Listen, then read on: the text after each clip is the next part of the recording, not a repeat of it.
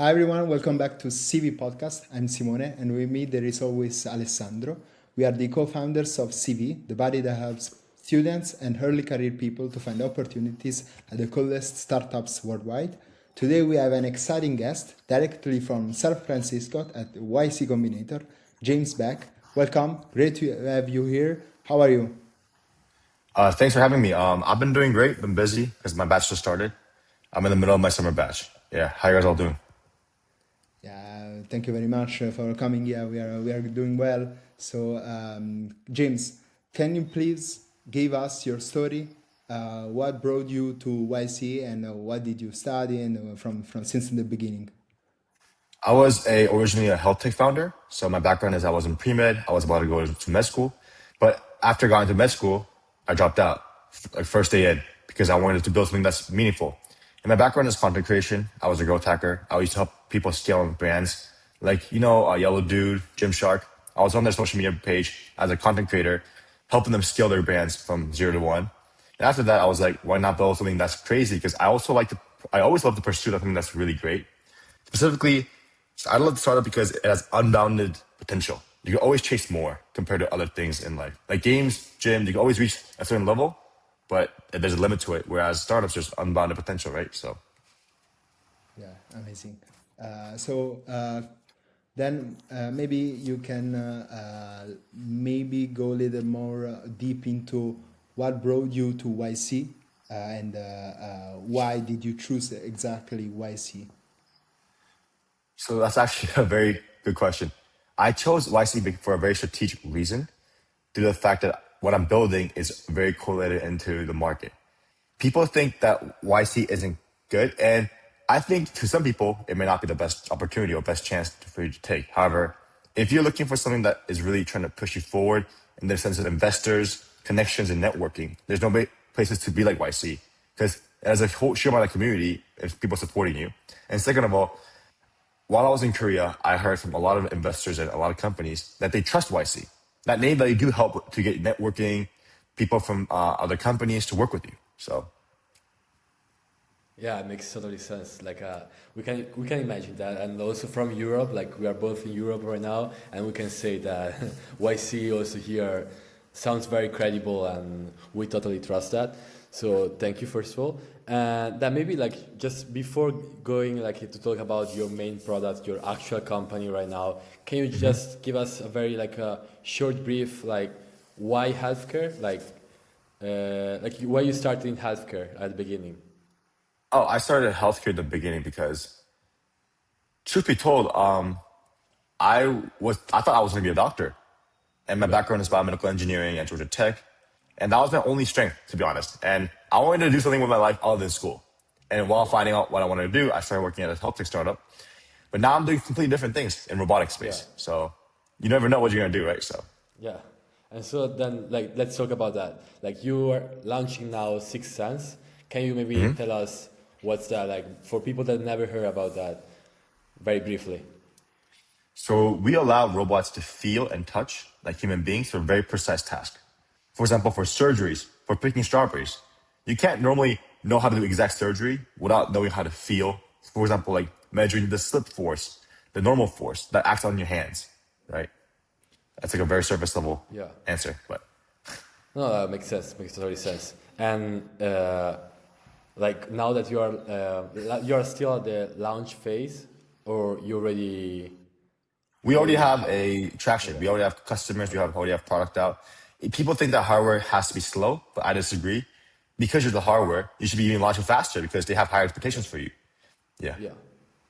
And but you like just like maybe to better understand, you are providing the data. You are not like after that, what you sell to your customer is data, or you also sell the hardware. So we at first approached it only selling data. However, we Okay. realized we were a little too early in the market. The market Okay. was not ready to deploy the data set into the robotics. So we went backwards. And what's the crux of this whole market, which is hardware?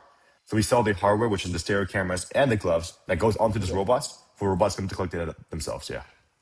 Okay. That makes sense. So like you kind of sell both now. Yeah. Now we do both. Okay. Yes. Okay. Yeah, Makes okay. sense. Maybe can you go a little bit more deeper on how you collect data? exactly, and how do you like try to perceive these six tense to the robots to robot? So currently, the world first started off with vision, right? They believe that vision alone could solve robotic manipulation. However, we disagree. So the whole point of Sixth Sense is vision alone is not sufficient. That's why we added things like tactile. And we allow people, real humans, to wear gloves and cameras to collect real human data across different settings. However, this is only the start. Our edge or our wedge into the market is visual and tactile. We're going to add things like taste, smell, audio, and that all kinds of sensory details leads to a robot having a nervous system. To allow them to act like human beings physically. Yeah. Yeah, and yeah, go, Simo, go. Okay, yeah, that's a good point. Also, because probably you are expecting that the market of the robots, especially humanoid robots, will grow in the next years. So, but exactly how are you collecting data? Like you are actually wearing gloves or giving gloves to some people doing laundry or something else. Yeah. At first, I had to do it myself. Me and my co-founders were manually putting these gloves on ourselves because you gotta do things like that on scale to win in this market. And then once we prove that it worked, we outreach to people and like, this is how you exactly do it. And they just do it for us. So I think even though it is important to outsource what to do, but it's more important to make sure you do it yourself at first to know what's happening, right? Yeah. So people in like, for example, in India, Egypt, China are wearing this like this hardware rig to collect massive scale amount of data, $100,000. Yeah. Yeah, that makes sense. Like, I think it's a really great way of like trying to introduce a technology in the market. So we totally like respect that. But then like maybe can you tell us about what's been like the traction so far? Like you started to sell to the companies. What went as expected and what did not maybe? Like, yeah, going back to the point of data, we thought data would sell like crazy because visual data was selling. However, when we talked to people about tactile plus visual data, they had no idea how to utilize this. So we had to figure out why that was the truth. So we talked to over 500 plus different companies, ranging from C-suites, PMs, or robotics leads, or VPs of major companies. And they told us this data is not useful because they don't know exactly how to use it, and there's a translatability issue between humans and robots. So your hand does not look the same as my hand. And that difference leads to the data being obsolete. So that was the biggest problem that we faced. But while solving that problem, we were able to realize maybe the hardware is the way to go. And the hardware is the reason why I started selling. And we partner with different companies like Chestnut. And I would love to drop more names, but I can't because there's some NDAs behind it. Yeah, but we're also co-developing our next model of our gloves with major big companies like that sell to Alec. Yeah, so yeah, that makes sense. And then maybe like now you're mainly focused on everyday activities, or you are looking also for exploring industrial sector, I would say. At first, we thought people in, like, for example, in the US would be interested in data from factories in China, factories in India.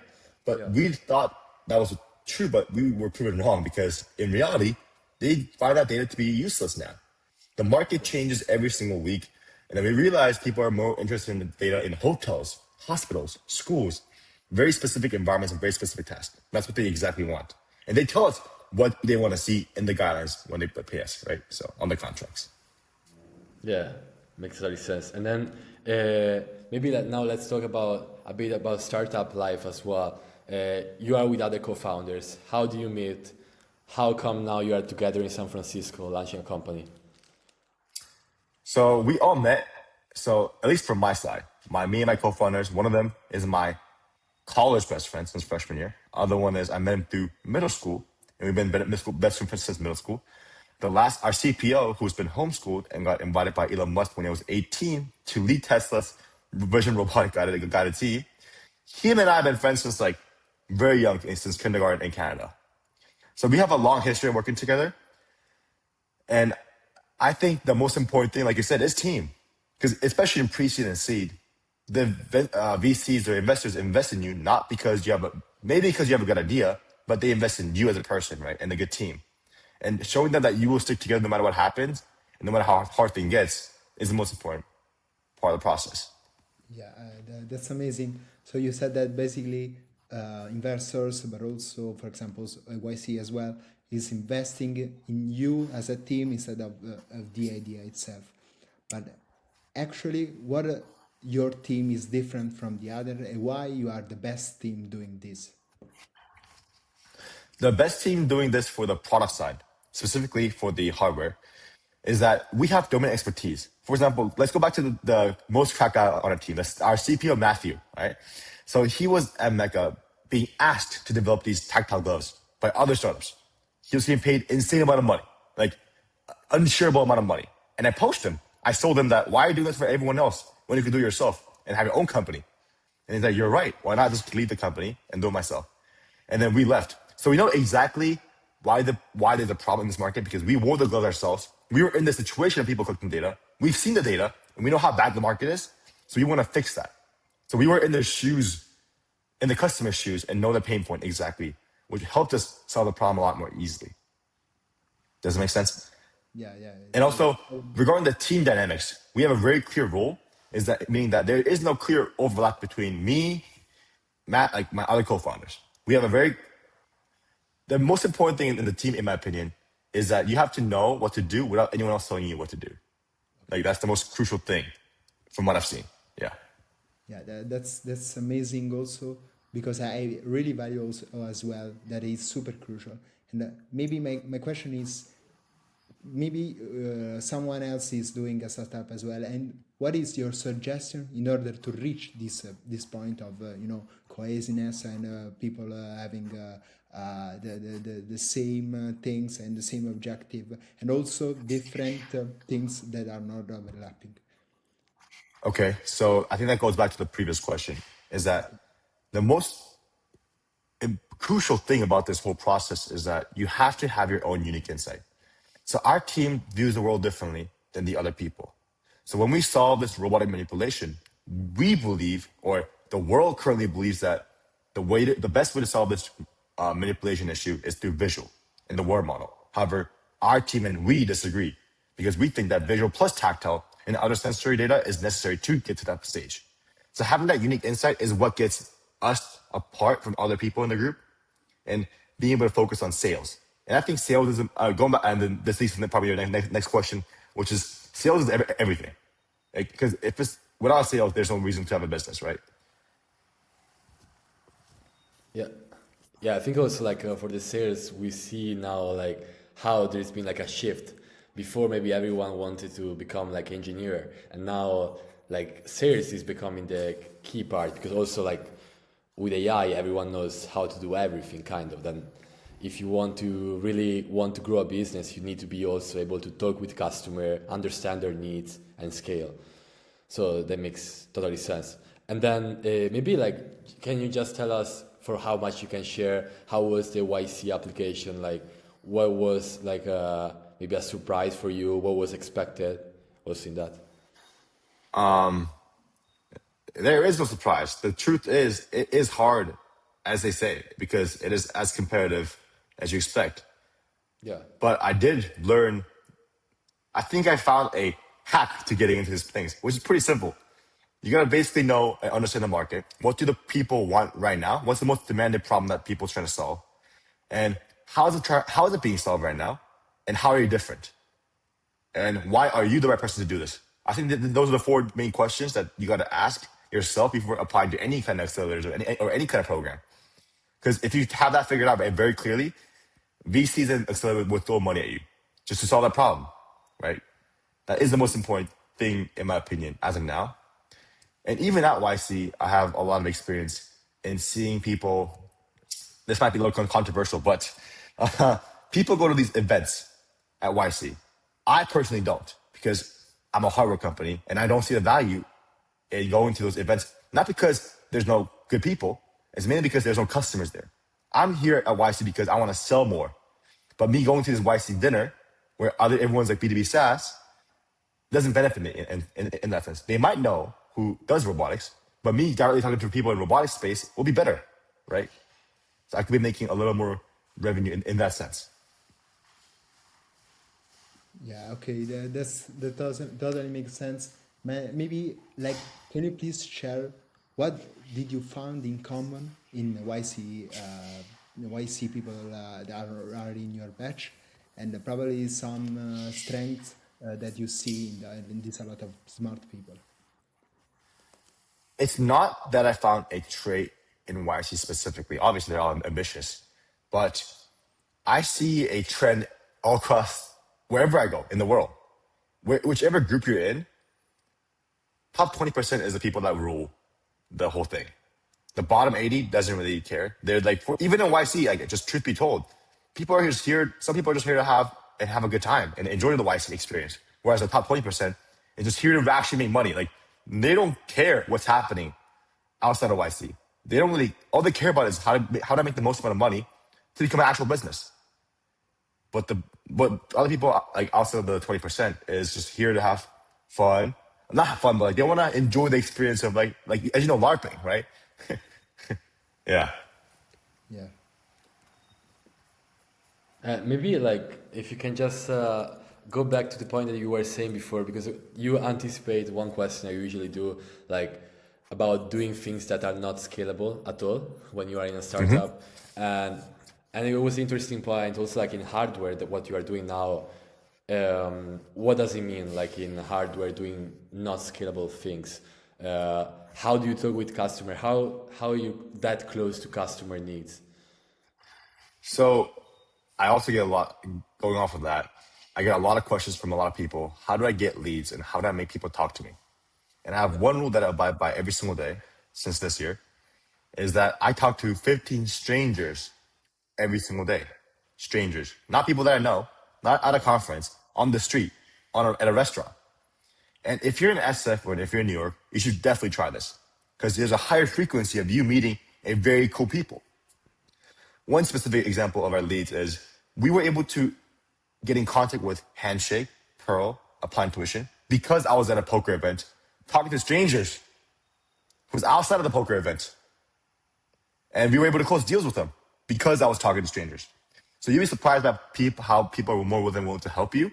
And to be fair, 3 weeks ago, we were knocking on people's door in SF asking, hey, do you work in the robotics space or do you know anybody in this space?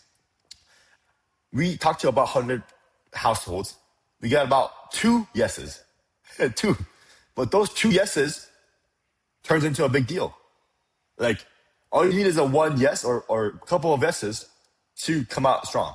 That's all you need, right?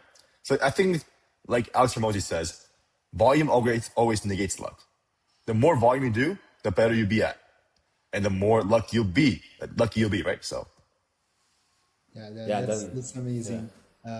Like, especially going deep into this part, what actually are you finding by these 15 people that you are talking about? Like, are you finding people to work with, for example, hiring them, or a business partner, or investors? What actually are you wanting from these handshakes? So I actually talk to these people without wanting anything. That's the important thing. If you try to sell something, ironically, you will never sell. I just talk to them just like how I talk to random strangers.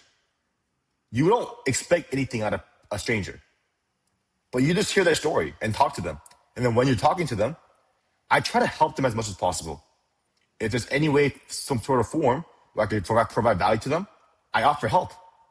Like, let's say they're working in the health industry and they want to find a job. Okay, maybe I know someone in this health industry who could help you find a job. And I actually think that the best way to sell things, or best way to sell yourself, is by helping other people and providing value. Then they'll help you regardless, right? So I don't expect anything or look for anything when I talk to these people. But obviously, as you talk to more people, you realize, okay, that person looks very interesting. This person looks very intriguing. He or she will be providing a lot of value. You'll have a sense that, okay, this is the right person to talk to. Yeah, but then, like, I think that's a very interesting point. Like, I was not expecting an answer. I go to knock the door when you are in YC. So that's a very fair point. And then, but do you think that's something that works everywhere, or it's mainly because you are in San Francisco? Because from our perspective, we are in Europe, and everyone tell us, okay, if you really want to build a startup, if you really love like the startup ecosystem, you don't have to stay here. Go in San Francisco, go in US. Is that true? Like, do you think that maybe it's like maybe common in other places as well, based on your experience, of course? No, I think that the most important thing is not the location or just what you do. You just have to do it. Just knock on people. Like basically what I do is I just knock on people, meaning talk to strangers. Like I said, me knocking on people's door is basically translating me into talking to strangers. If you talk to strangers enough, you'll be able to learn what they want to do. And that doesn't limit yourself from having different locations, right? Yeah. And then, yeah, but then like, when do you think you can get a point that is not going to work anymore? Like you have to change. Like I'm talking about the point of doing things that are not scalable, because we have on one side you have to do things that are not scalable. On the other side, you have to automate everything. Where is the balance between that? Balance. Yeah. The balance, okay. Even though right now some of our things are scaled, I still try my best to do things that don't scale, because it reminds me of what it feels like to be at the core of sales. Because at the end of the day, you gotta know what's happening and understand the market. And the best way to know about the market is talking to people in SF or people in Europe who's leading the space, right? So yes, doing things that scale is important, but also it's really important to do things that don't scale at the same time. So there is no, I stopped doing things that don't scale, for me at least. I think you gotta do both every time to still be at the top of the game. Yeah. Okay, yeah, that's amazing. Thank you very much for sharing these things. Maybe we are going to the closing. So we have some questions that you are both personal but also professional. So what is the best piece of advice that you got in your career? The I've got Yeah. is that live a life worth telling. Meaning, you gotta be able to live a life as if you're like a story, living in a story.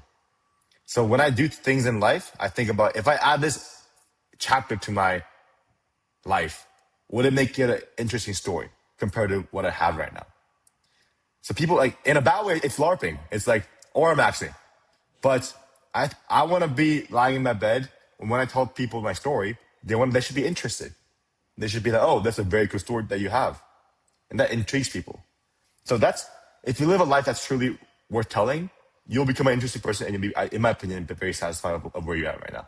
Okay, maybe can you please tell us what is a life that is worth telling? Life that is worth telling comes down to how much help have you provided in the world that shifted the world forward?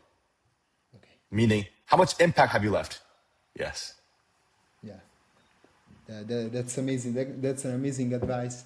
And so basically, what is something instead that you will tell to James 10 years ago, or maybe at the start of your career, and you probably tell to James 10 years ago what you would tell him?